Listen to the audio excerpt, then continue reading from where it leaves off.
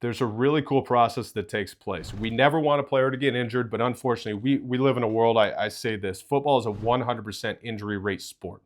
Everyone's dealing with something. Hopefully, you're mitigating the severity of it, and it's not a blown ACL. It's not some of those things that are usually season-ending and catastrophic, but everyone's dealing with something. So once that injury occurs, there becomes this mesh and this collaboration. It's typically between the sports medicine staff. So we're talking orthopedic surgeons, team internists, you're talking athletic trainers, physical therapists, and then the strength and conditioning staff. So sports performance staff, strength and conditioning, sports science staff, nutrition, dietetics.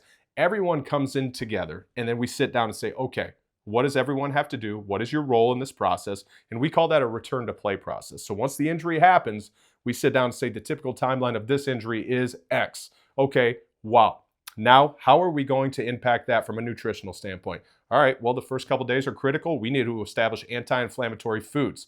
All right, from an athletic trainer, what do we need to do? Reduce swelling. We need to go through, if it's a potential quick return, we need to go through our rehab process, and we got to get this player back up to speed. And then it transitions over, all right, how are we altering and modifying their training within the strength and conditioning room? What do we need to adjust? What do we need to adapt to? You have to be able to adapt in the NFL. If you can't adapt, it's going to be very, very difficult to be successful. How do we adapt and how do we adjust and modify this training? And then you all get together and we come up with a plan and we marry it, we mesh it. It's a collaboration and it's a connected situation where everyone has to be on the same page. You have to be able to communicate at an extremely high level. So that communication piece comes out, and then the planning, and then the best part is you go attack. The plan has to be in place, but then you have to go put the work in. And that's the funnest part of the job, because coming together with other people, it's the greatest team sport, not just because the 11 players on the field have to execute, but there's hundreds of people within an NFL building that have to work together if your ultimate goal is to win a world championship.